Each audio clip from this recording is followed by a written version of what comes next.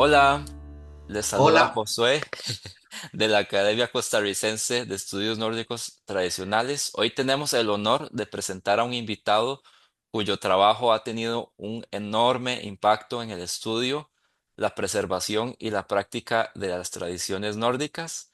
Lars Magnar Enoksen, él es de herencia sueca y noruega, es autor de más de 30 libros sobre runas, galder, magia folclórica, glima, mitología nórdica e historia vikinga, publicados en varios idiomas: inglés, sueco, noruego, español, alemán y japonés. La carrera de Lars comenzó desde muy joven, escribiendo para editoriales internacionales, y pues él recibió en 1986 el reconocimiento de la Academia Sueca del Arte del Cómic por su obra gráfica. A partir del 95, él se dedicó a investigar y escribir sobre antiguas tradiciones escandinavas, trabajo por el que recibió premios y reconocimiento en su país. Él tiene una trayectoria excepcional en Glima, siendo campeón mundial y condecorado por la Federación Sueca de Artes Marciales, lo que lo consolidó de su estatus de maestro, de gran maestro. Él es muy Yes. conocido, muy conocido también como cantante de Galder o canto mágico tradicional nórdico, colaborando en grabaciones con grupos internacionales como Vardruna y su propia banda que él tiene. En noviembre de 2024 tuvimos el privilegio de recibirlo en Costa Rica durante el primer Campeonato Mundial de Glima realizado fuera de Escandinavia. Y este fue un evento histórico para nuestro país y para este arte marcial ancestral. Lars, thank you so much for accepting our invitation. It's truly an honor to Oh, have you here, my friend, today. it is my pleasure. It is my pleasure too. So I am so yes, shoot with your Yes. questions. I'm ready for you. Great. So, well, first, for the audience to know, well, I want to first congratulate you again on your Trolldom book that Oh, happened this thank you, year. thank you. Yeah. And I Do want to you like know, it? Do you like oh, it? yes, of course, I love it. I love it. Oh, That's the that is correct. that is the correct answer. Not Yeah, liking it, loving it. I love Yes. it. I want to ask for the people to know, how has the experience been since the release? How many events have you done related to the Trolldom book? Oh, Mm, to the Trolldom book. Uh, mm, I have those event here in Scandinavia. It has been mm, I live in Malmö. That is close to Copenhagen, but mhm, that is over the sea, and that is in Denmark. So it mhm, has been at least just a few ones. mhm, At usually at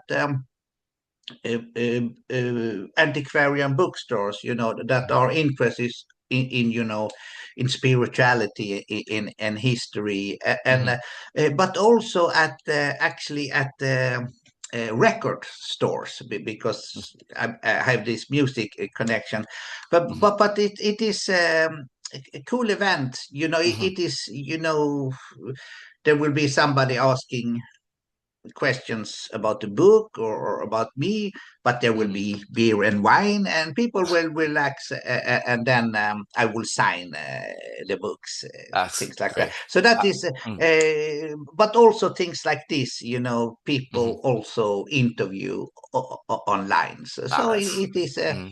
a nice mix. Excellent. I will Yeah, share for the audience to know. I prepare a little presentation so that yeah. they know a little bit of your work, a little bit, because it's 30 plus books is difficult to to show. Uh, Oh, yes. I show here a Yeah, little bit. yes. Yeah. I have not written the stone books myself. That is actually real rune stones. They are in the National Museum in Copenhagen, actually, and that was when Mhm. I had a visit from an American student, like you, online students. Yes. Oh, that's great. Yeah. So people know there has been many publications. You Yeah. see people books about tribal wisdom of the North beyond the runic myths, some book Yeah, about the rune poems, the yeah, history of runic lore, and also uh, heathen rites, ancient yeah. heathen rites book in here. And of course, the most recent, The recent one, famous, yes. and only four out of the 30 plus books, and Yeah, and but then it's 30 plus books more. It is, yeah, because yeah. it's actually 34 in Mm. total, yes. Oh, that's and also, well, here, yeah, as you said, you were working or doing a work Yeah, here of doing runic guiding. Mm, runestone guiding. hmm Yes, so those are Viking Age runestones. One of the most, some of the most famous. It is called a runestone hall. It in the middle of the National Museum in Denmark, in Copenhagen. Yeah, and they have had this rune hall. Of course, the floors are newly made, but the placement of the runestones were there already in the 1870s. This mm. exhibition has been going on for 150 years Wow, that's that talks about there. a lot of preservation of the Yeah, runestones as well. Yeah. yes. Mm, So because at that time there were many ruins on accidental ruined mhm, because the widened roads and they make the fields bigger and then sometimes if there was a stone in the way they mhm, could blow it up. So they found it will be more they will be better preserved if they brought them into to museums. But we have lots of runestones out in the nature still, mhm, actually. Actually, most of them are still in the nature, but some of them have really specific significance. So they took them in. They did the same in Sweden and in Norway at that time, excellent. in the 1860s and 70s. That's awesome. Yeah. Great. People can see them, Oh yes, and see. so Yeah. they can see them. So, but I personally, of course, like them even more in the nature. But the problem is, then there is the risk that they can be destroyed. Oh, okay. That's even good to know. Good to Yeah, know there. Okay. So that's a little bit, only a little scratch, a yeah, little bit of what you have, what you have been doing. yes, So today's topic, today's topic is something I feel it has not been um, quite maybe here in the Western world been too explored too explored for the people to know and be interested. I see is a warrior culture, the yes, ancient yeah, yeah. Scandinavian warrior culture. People here they know, but maybe we have many misconceptions that we would like to, of course, I am truly sure of know. that. I'm Yeah, sure of that. Yes. yeah. Mm, Yes, and I will be happy to explain and sadly, those books I have written about that topic, they are in Scandinavian tongue, so they are not. For instance, I can show oh yeah, sure. this book about the Viking War. It is like 400 Wow, pages, so it is, but in Swedish, in Swedish. that's great. Yeah, So we maybe we can start with some questions about the Norse warrior. And we can maybe start it off with glima, yeah, and talk about a little bit of glima. So you see, there's many styles based on what I have seen of glima, with the grip, fixed grip, yeah. military style. Yeah. We can also explain what glima is for the viewers, Yes. because I don't think that is commonly Yeah. known. So glima is, of course. unarmed fighting. Mm-hmm. You could call it grappling or wrestling or something like that, lucha. Yeah. And it yes, there are actually four styles of glima, and all of them relate to the grips with the hands. So there are three styles that have Mm-hmm. fixed grips. With fixed grips, we mean that you take a grip Mm-hmm. before the fight starts, Mm-hmm. and you're not. They are allowed to take this grip, and then they start fighting. And then the fourth style, then there is free gripping. So that is lucha libre. Mm-hmm. You're free wrestling. So the other three, you either take the grip in on the trousers, and now Mm-hmm. in modern times in a specific belt. So that is belt glima or trouser glima. It's the same thing. And then we have the back hold. You Mm-hmm. take the grip behind the back, one arm under and one over the opponent's arm, and that is Mm-hmm. called ryggspänna or livtag, and Mm-hmm. of course back hold or back spanning in English. Mm-hmm. And then we have kragtag, that means collar grip. You take in a rope. Mm-hmm. But those are fixed grips. So it is that is more. And then of course, if you throw the person, you don't. If it's fixed grip, if you throw a person, then you don't continue the fighting on the ground. It's the opposite, of course, in the free gripping, because if you throw the person on the ground and you get out of reach from the thrown opponent, of course, the fight is over. But usually, the other one grab you down, and you wrestle on the ground to break free, not to pin the person. You to break free and get up on your feet, because this is battlefield wrestling, and then in the real life it's like a street fight. You have a better chance to survive on your feet than being on the ground, because the friends can come and kick you in the head easily. So yes, so Mm-hmm. that is the basic idea about it. Basic idea. And can you tell us about, how they understood hand-to-hand combat? Because Mm, if you mm. see, Glima had had several technical details on how it was done. You see. Yes, Mm-hmm. the reason Mm-hmm.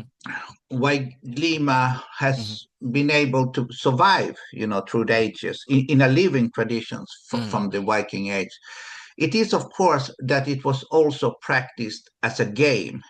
Some physical activities you do for fun and train your body, but also was done. When it was very cold, you also did it to get up body heat in the body.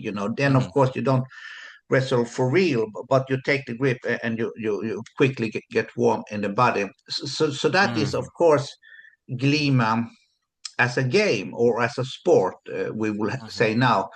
But Glima was, of course, practiced as martial art, as self-defense.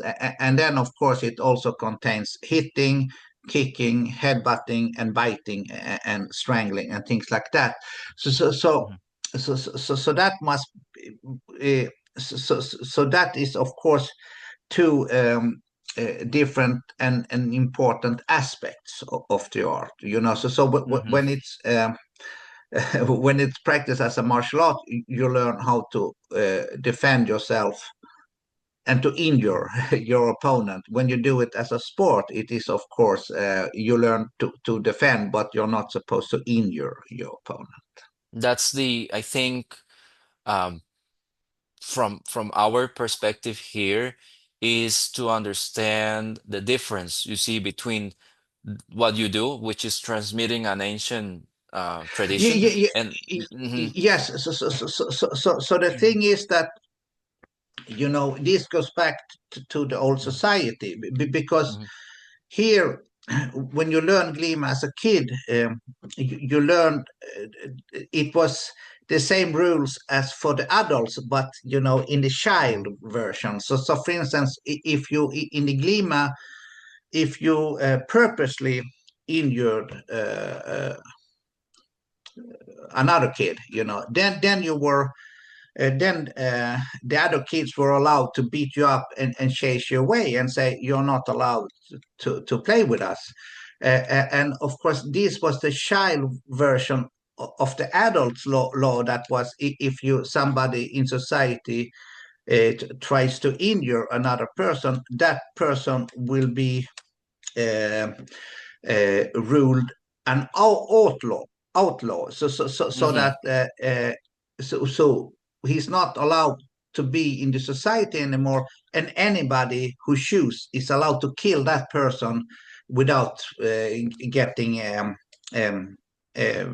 and it will be allowed. So that person, of course, needs to flee. It actually is called a flee to the woods, to the forest, because yes, so it was very, very strict laws about how to act and behave in society.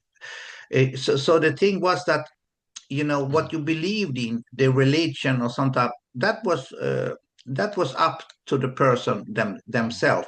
However, how they conduct themselves in the society, that was of course in the law. You were not contrary to people think that Vikings were barbarians. It's the opposite. It was the Nordic peoples who brought in democratic laws to Great Britain in the 800s, and also actually in Russia in the 800s the same. So Hmm. because Nordic people were known to have very just laws. Oh yeah, and now that you mention, that it is something from childhood. You see, you combine it with playing and gaming. But how did you think that this integration shape the mindset of the warrior when they were Okay, young? I can explain it. Hmm. I can explain it even better. So for Yeah. instance, Mhm. when I was a kid, Yeah. there was a game that every kid was doing, Mhm. every kid, and that was snowball war. So so Oh. so so so, so so I will explain. It will be the same with glima, but just explain how. Hmm. So that was so. For instance, when I was around 6 and 7 years old, Hmm. I went out and I saw slightly older kids. They were making a snow fortress, and I was coming there, and of course. Asking what they were doing and if I Hmm. could join, and yes, and then you roll a snowball, and then they become bigger, Hmm. and you make a fortress. Actually, usually only one side of a fortress, and then when you have done that, you team up the kids. Because we were lots of kids, so you team up in two teams. So one team is the defender of the snow castle, and the other team is trying to break in to the snow castle. So you have two teams, and then you start because then you have to allow the people in the castle to make Hmm. snowballs because we who are outside, we can easily make new ones because we are outside with all the snow, and they of course have a more limited space. And then when we are ready, we start, throwing them. Actually, of course, trying to throw them in the heads of each other because that makes more impact. But Yeah. you don't get seriously injured because you're not Hmm. allowed to put stones in them. Then you are out of the game, and that we have already in the 1555 book of Lars Magnar about the culture of the Nordic people. That is the oldest description, and also pictorial description as well about snowball war. But then you start fighting, and then the idea is that when you so those that are in the fortress, they can of course also run out and attack one of the attackers outside, and of course the attackers outside is trying to break through the fortress, and then when you break through, you take snow and put them in the Hmm. face of the other person. And of course, the object then is to make them cry. So that is, and of course, so in that way, people learn how to really engage in close combat. And of course, this with the snow actually, of course, means that you're cutting off the throat of your opponent because you're so close. So you learn as a kid, to fight, and Hmm. also to dare to fight, and also to overcome that, that the kids that are, when you're 7 years old, a kid that is 9, 10 years old, they are much bigger, so you have to learn how to fight somebody that is bigger. And also, if you're or hurt a little, not injured, that is nothing, so you learn how to fight at a very small age. And that was the same principle in the Viking Age, and of course in medieval times as well. Hmm. And then when you have learned to throw snowballs, because in the Viking Age, one of the techniques was, in the Viking ship, you put stones to weight down the ship. And that was also when you start fighting on sea, you were throwing stones at the other ship, So if you're very accurate, with a stone, and you throw it, in the head or the body of another, that really hurts. So it was a very Yeah. Hmm. efficient method. Yeah. So Wow. that is what. Hmm. So you learn something as kids. It's the same thing. The Vikings Hmm. preferred fighting with axes, not Hmm. with swords. So for instance, an axe you can use to cut wood. Everybody needs to cut wood here, because in the winter it's really cold. You need to have Yeah. fires. Hmm. So you have learned very early on how to handle an axe, how to Hmm. swing it. And also you could use it as a carpenter when you're building the house, because you were building wood houses. And the thing with the axe, the Hmm. axe is a very close combat weapon.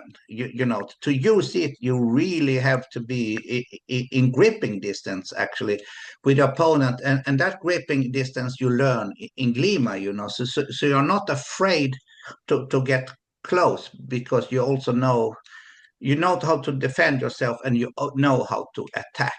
So one thing Hmm. that is usually wrong, when they have this Viking reenactment, is that they are fencing. They are hitting the shield, or the fencing with their weapons. Hmm. That you of course don't do in a real fight. You only Hmm. try to make a killing blow. Hmm. So this with fencing, of course, it looks cool, but it will not be efficient in fighting. And if you look at, you know Bronze Age weapons and things like that, you will see that they usually don't have any guard with the hands, because they are not fencing. They are trying to make a significant injuring or killing blow Killing blow at a close distance. at a Uh, close distance. at the- Yeah, yes. So when the Frankish chronicles describe when the Vikings were making their attacks in the 800s. They made it in the 840s and 70s and 60s, yeah, 60s as well. And then they describe when the Vikings were fighting, they say that it doesn't look so nice. It looks like when you're slaughtering cows, Mhm. and also like it looked when they attacked, it looks like butter melts in the sun. The Yeah, yeah. opponent just falls down. So it was a very efficient fighting style. Yeah. I got it. Okay, that's Yeah. excellent to hear. Mhm. Now talking about the same warrior culture, what do you think that what advantages did lineage, like I mean, being born in a wealthy family, back in the Viking times? That has Um, nothing to do. That no, has nothing to do with fighting skill. If you're born in a wealthy family, that will help you nothing. yeah. That will no. So you have to know that most people were farmers. So Mm-hmm, they were not specifically wealthy family. That would be very few. And mm-hmm, still, if you were born in a wealthy family, you still have to play with other kids, so if you cannot defend yourself when in the games, mm-hmm, you will have a very low standings, so the idea is, to be born in a wealthy family, it says nothing about your skills of mm-hmm, fighting. So the idea was, and the reason why the Vikings were so good warriors was that mm-hmm, in the laws mm-hmm, we had the lawful right to blood revenge. So, for instance, if somebody in one family killed somebody in another family, mm-hmm, then the family that has had the loss were allowed to take revenge on the other family, and that was called blood revenge. However, they didn't need to kill the person who had killed the other person in your own family. It was equally sufficient if you took out another male person in that family, and it mm-hmm, meant that in any person, male person, that were 12 years or older was an allowed mm-hmm. attack Yeah. person. So that means that if if you had not learned how to defend yourself in Mm-hmm, an early age, that family will not last long. They will be evaporated, yeah. because they couldn't defend themselves. So therefore, so to survive, you needed to know how to fight. And as I said, Mm-hmm, already at 12, you were regarded as a grown up, and then uh, if you couldn't defend, you will not live long. So this has nothing to do mm-hmm, with if you were a rich family or not. It will mm-hmm, They will achieve.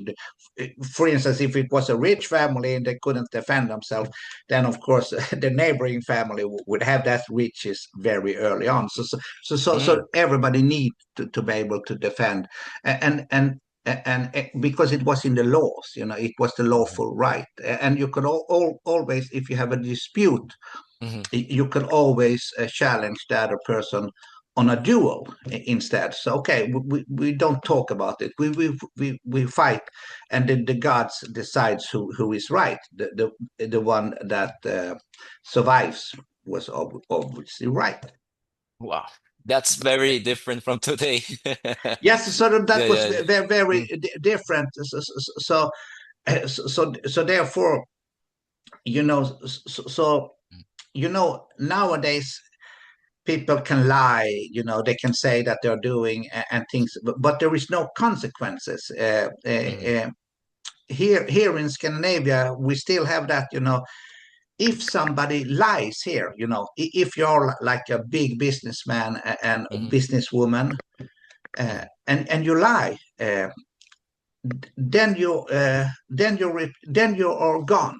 Nobody believes you anymore, and so here it has great consequences if your word means nothing. And of course, if we take the politics, yeah. nowadays in the politics, uh, people of course lie frequently, and there is no consequences, because if you look at politics, people in the 15, 16, 1700s, if you were, I talk now internationally, Yeah. if you were in the politics, you could raise very quick, but then when you were overthrown, you were executed.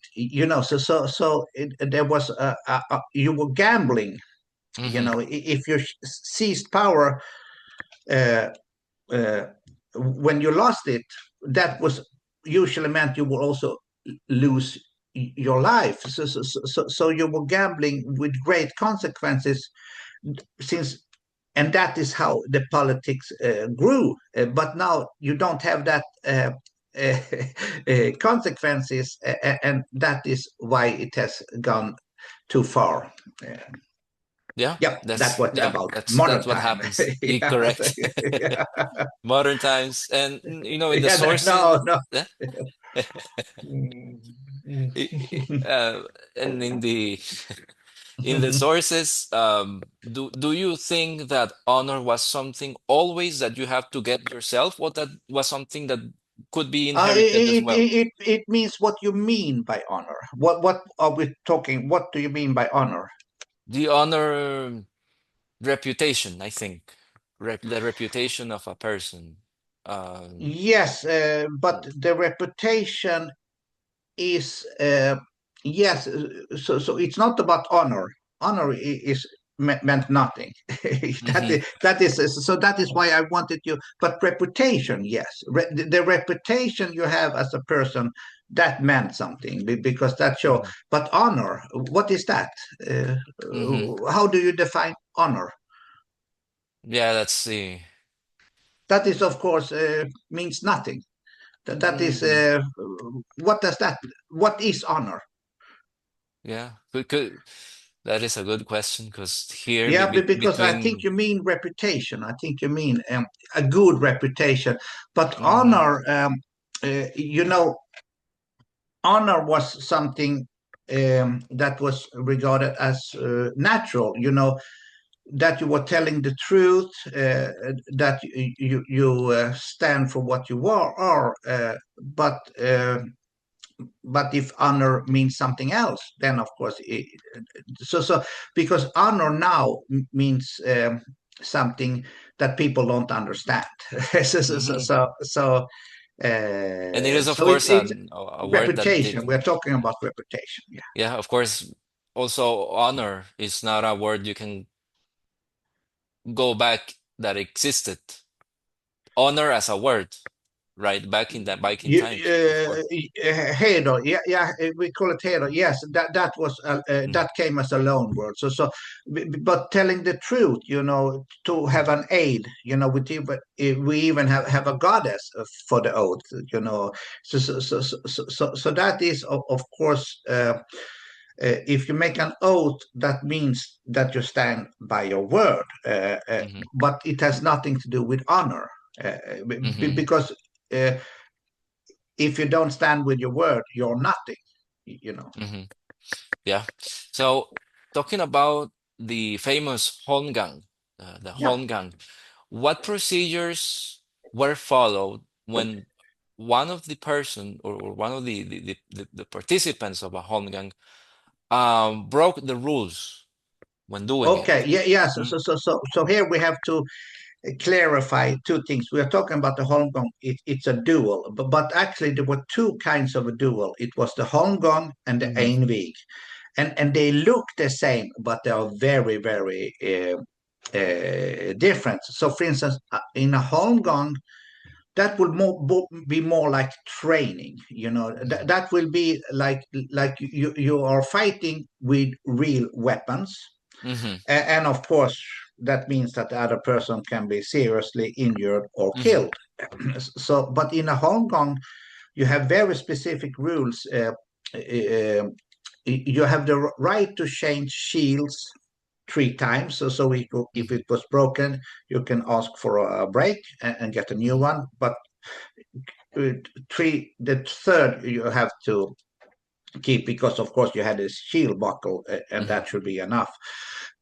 But and you were allowed to take ask for a break, when you get tired, and it was the same rules in glima.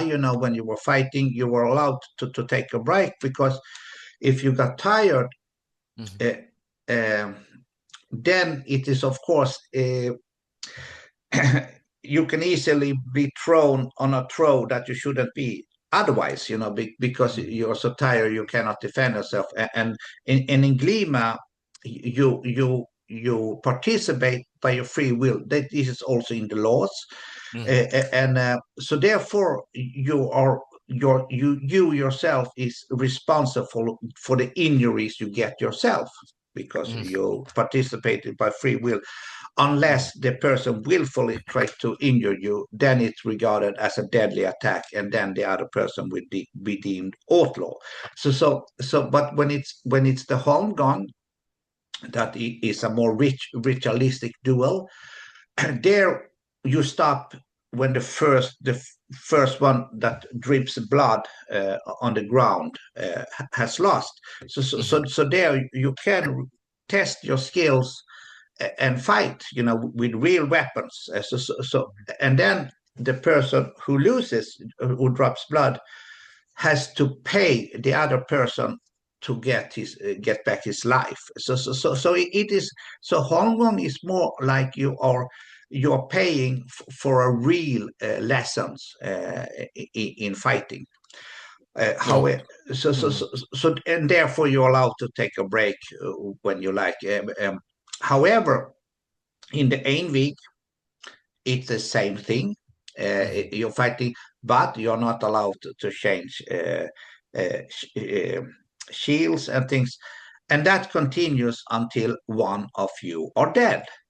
mhm, Or decapitated to continue.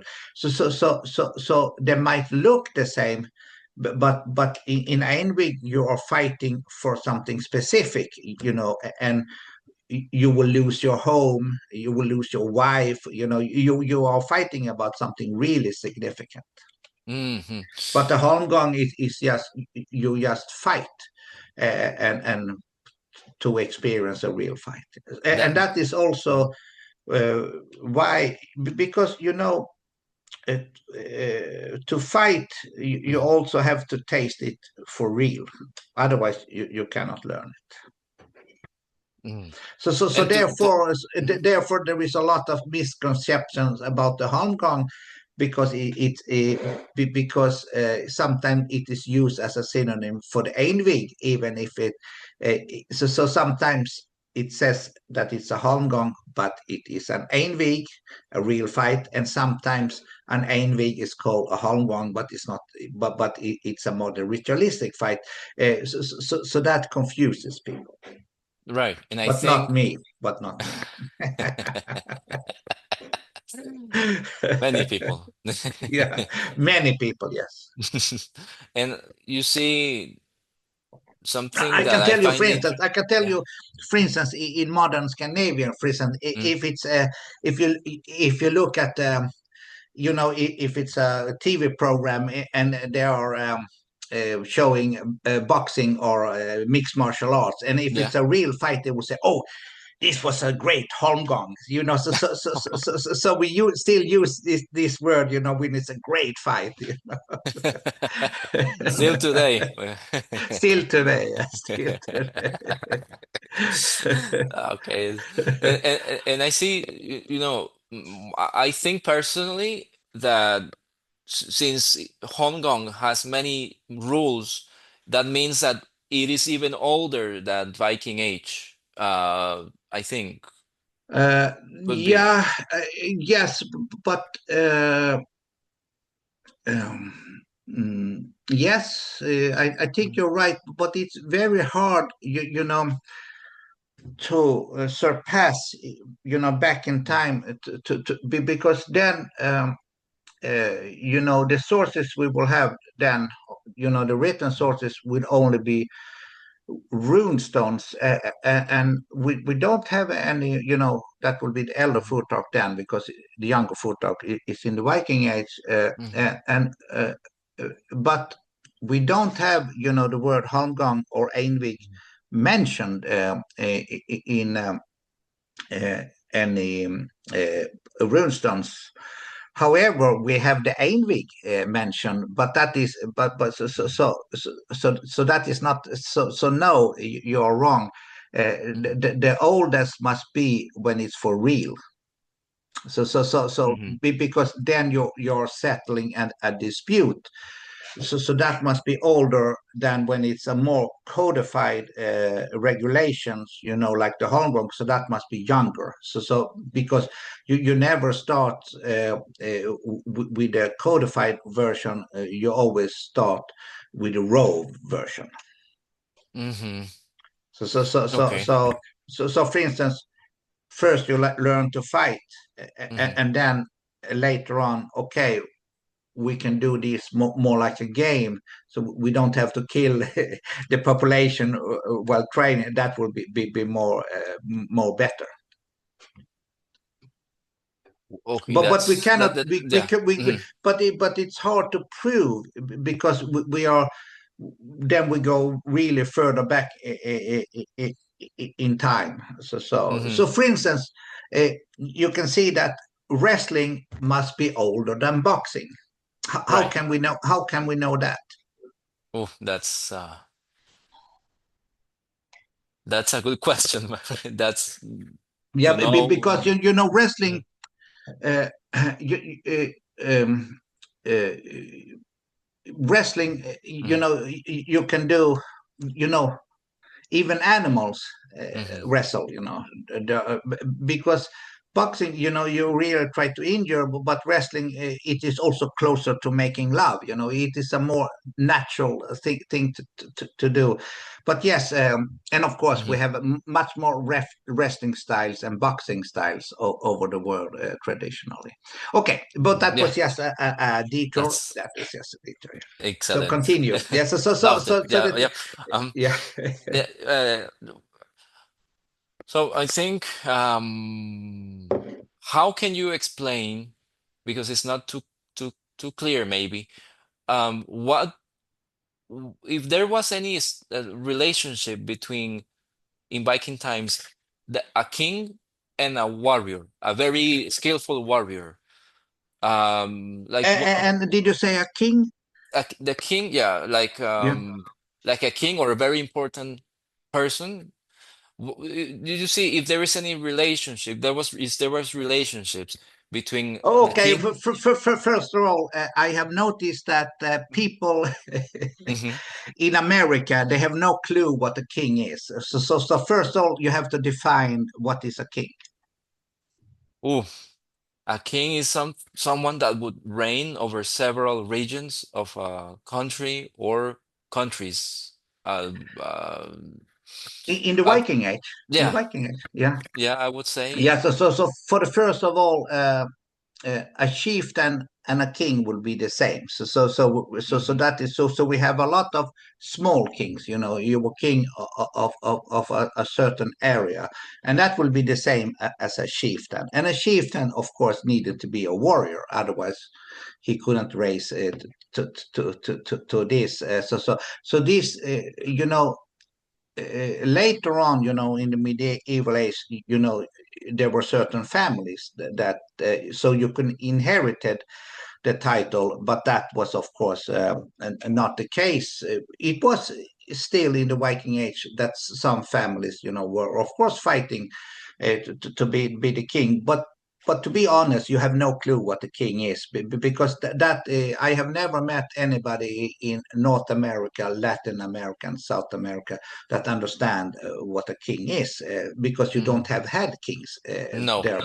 So so correct. so so it is more easy if you define it as a chieftain. It is a leader, as you said, over a certain part of an area, and later on it can be a whole country. But all regions were countries. So, for instance, in Sweden, we had like 15 different regions that each was a country. Hmm. And Norway had like five. And Denmark also like five. So we had like, if we just take mainland Scandinavian, we had like 25 different countries. Hmm. So that later became Sweden, Denmark, Norway. So this is, of course, a concept hard for foreigners to understand. So see it Hmm. more like, how could a king had to be, of course, a warrior, because Mhm. you have to fight for power. You know, you were not handing it, and you had to have warriors around you. The difference is that we have to understand that the law was still the same for a king and a normal person. So for Mhm. instance, if a king killed a person, he will, in essence, be deemed outlawed. So that, and we know that because one of the kings that in the 1000s, in the end of the Viking Age, there was a Danish king that took control of all Great Britain. Mhm. And then at Knut the Great, uh, Mhm. and then at one point he had his warriors, and they were drinking and partying, Mhm. and he got a dispute, and he killed another warrior, and because this we have in the Anglo-Saxon chronicles, because they thought it was so weird, so they wrote it down, because then the problem arose that uh, since the king had done two great unlawful things, he Mhm. had taken his weapon, draw his weapon in a party. You were not allowed actually to have weapons in a party. You had to hang it up. And he had also killed his Mhm. fellow comrade there. So it was two mistakes. And actually, there the law said that in this case, he had to be deemed outlawed, and everybody was allowed to kill him. So that became the problem, because they didn't want to keep Mhm. killing, because he was the leader, and of course they liked him. So then you have a third option, is that the person who has made the crime, in this case, draw a weapon and kill a person Mhm. at a party, he is allowed to make a self justice. He's allowed to say how he should be, what his punishment should be.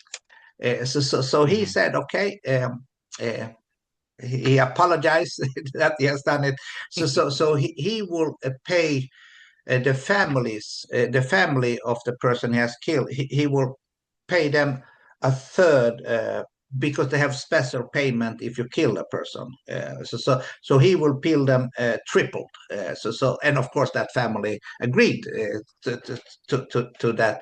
But that this is the thing that people don't understand what a king was, because Mhm. a king was also the religious leader. That is something that they don't seem to. So for instance, Mhm. it was first when Christianity entered uh, Scandinavia, when a king became a leader of the people, Mhm. because the priests then became the leaders of their souls, their spiritual Mhm. leaders. So in the Viking Age, a king didn't have, any power over the disciples, more than they had an agreement. The king and his warriors will protect the area for other people attacking it. So Mhm. that was, and since that they had to pay tribute, they have to pay taxes if they live there. So that, but the king didn't have any power over them. So this was the agreement. So if they broke their agreement, then of course he will not be a king anymore. But it was the king that was responsible for all the annual bloats, rituals. So it was Mhm. the king that was supposed to lead when they have all the bloat sacrifices for the higher gods. That was what the king was responsible, arrange a place, have enough food, and where people should stay. That was what the king was responsible. So it is not what people, modern people think what a king is. Yeah, That totally entered, different. Hmm. that entered first when Christianity entered, because in the early medieval times, the Christians were able to get in the religions in the law by saying that you're only allowed to be a Christian. You're not allowed to obey any other gods. And of course, uh, Vikings believed in many gods and goddesses. So that is was also why they allowed Christianity, because one more, what is the problem? Yeah. However, when they were able to get that in the laws, then it was, of course, unlawful to be heathen, and that caused problem, because now it's in the law, and in the law, they also, because in the laws, I have to tell this, because Hmm. when you Yeah. had a dispute in the Viking Age Hmm. before Christianity, so if it was a dispute, it was the two persons or the two family that has to solve it. And if somebody was deemed guilty, they have to pay tribute to the other family. Yeah. However, when Christianity came in and put in the law that you could only believe in the Christian God, they also said that if it's a dispute Hmm. between family, then the church should have one cut. So then, of course, instead of you giving the full cut to the other part, you now have to put it in half, and then uh, the church took half of it, and then of course the king thought, wow, what a great concept. So then they said, no, Hmm. no, no, no, it should not be cut in two. It should be cut in three. The king should have a cut too. Okay. So it was first then when the church and the kings become super wealthy. So Okay. you have to know the difference. So in the Viking Age, it was more the king protected the area, and for that he needed warriors, and that was also in the warrior culture. So for instance, when it was the big midwinter bloats, of course, Hmm. the king took care of that, and people came from far away. And but the warriors also had to show up and show and present their weapons. Yeah. So if they showed up with weapons that were rusty, not maintained, they will get a fine, because they Hmm. were supposed to protect the area. So you had a very specific. So if you were a warrior, you had to be ready to protect the area in any time, and you can also be out in the summer times in Viking raids, of course. Hmm. So that was, but you had to be ready. Yeah. So they were, of course, professional warriors, but then the whole population were also warriors. So that was, of course, in outside, in Europe, since Christianity, they were saying, no, no, no, the body is the prison. It's when you're dead, you come to paradise. That is but the Vikings, the they um, adored the body's possibilities, and because they have trained it since kids, and also the Yeah. girls, of course, both of Oh, them. that's a good point. You see, now at the beginning of the interview, now that we're getting close to finish the interview, you mentioned the outlaws or outlawry a little Yeah. bit. What could a person do if, like in life, if he was outlawed or it was all Okay. Yeah. over? But yeah. That is a good question, because Mm, if you see, the Icelandic sagas, the Norse sagas, they usually start by, this was a relative of that, and he had his heritage, this and that, and that is, people who read it, why are they saying that? And but it's a reason for this. It is about being an outlaw. and also the blood revenge, because you needed to know your heritage, because there were two Mm-hmm. options. It can be that you hear about a family that is in a blood revenge dispute, and Mm-hmm. if you are a relative to one of them, you Mm-hmm. are involved in the dispute. So you can be killed. So you have to know that, or it can also be demanded of you. You have to take revenge. So that was. But then the other thing is, when you become an outlaw, you have to flee, and Mm-hmm. then of course you fled to some relatives that lived far away. So then you could show up to that farm in another region and say, sorry, but I'm an outlaw now. You have to take care of me because we are relatives, and they will say yes. So that is the two options. Okay. Yeah. At least he could have some options. Yeah, but because otherwise it is called you are forest man. You have to live in the forest outside society. Yes. Okay. For instance, if we take, have you heard about Hmm. Eric the Red?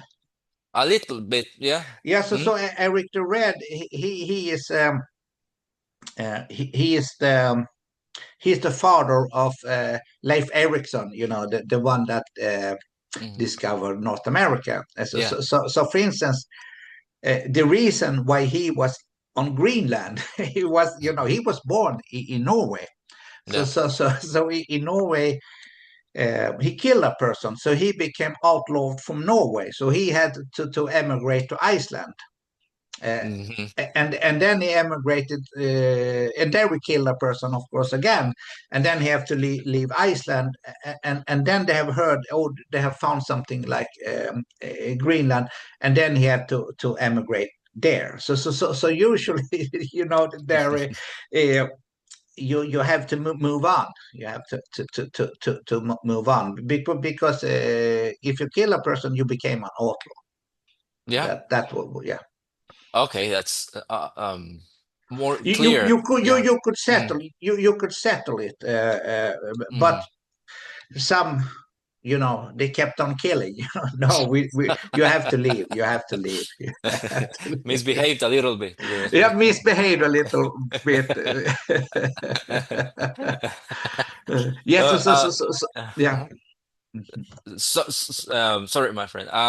Just to wrap up the last section, I kept it for a little bit of mythology, Oh yes, yeah, shoot, but yep, yeah, of course, yeah. related to the same topic of warriors. What do you think?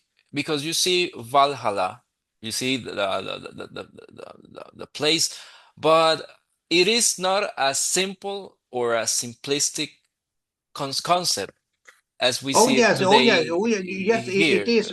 Oh yes, it is, because Valhalla is only a warrior concept. It only regards warriors. So Valhalla is actually quite a simple concept, because it is that, in fighting, sometimes the good warriors die.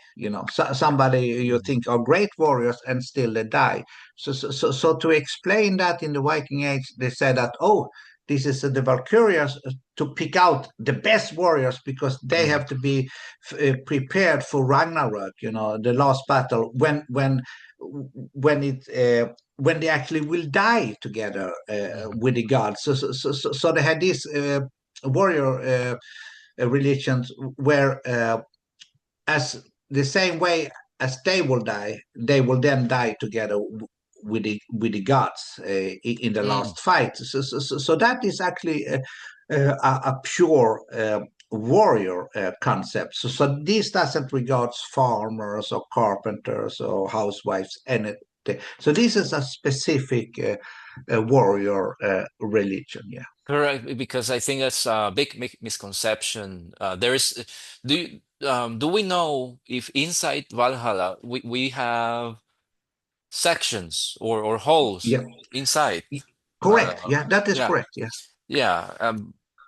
And I think it is not as super as simple to understand for today's Western world. Uh, Yeah, um, yeah. The problem is that first of all, mm, uh, they have the worlds. There are nine worlds, and mhm, they always have Heimer in the end. So mhm, so so so so. So where the gods live, that will be Godheimer, and where the humans live will be Mannheimer. And usually the modern misconception that the gods live in Asgard and the humans live in Midgard. It is that yes, Midgard is a place in Mannheim, mhm. and God means like a castle or a town. And Asgard, the Aesir castle or the Aesir town, that is where Valhalla is located. So in Godheim, we have many places where Thor, Frigg, lives. But Valhalla it is a specific space in Asgard, the castle of the Aesir. Yes, correct. And then Mhm. Valhalla then have not so many known halls, but some halls. Yes, correct. Some And hold. one, yeah, Mhm. and one is, for instance, Vingolf. That is where Frigga has a, has has allowed to invite anybody, and also the goddesses are there. So it seems to be a misconception, with Freya, that Freya chooses half of those slain warriors that arrive, because Freya has nothing to do with Valhalla, and she is so that is probably a misread of Frigga, because it's Frigga that has a specific hall in Valhalla, not Freya. Mhm. Misconceptions there. But Yeah. Mm, probably mm. it is because it doesn't add up. That why should Freya pick how she's not related to Odin. Frigga is the wife of Odin. And it was still in the medieval times. Divided division about the Friday. Is it named after Frigga or Freya? The majority says Frigga. Excellent. And the Yeah. the last question of this great, I think, great interview has been Thank you. Thank you.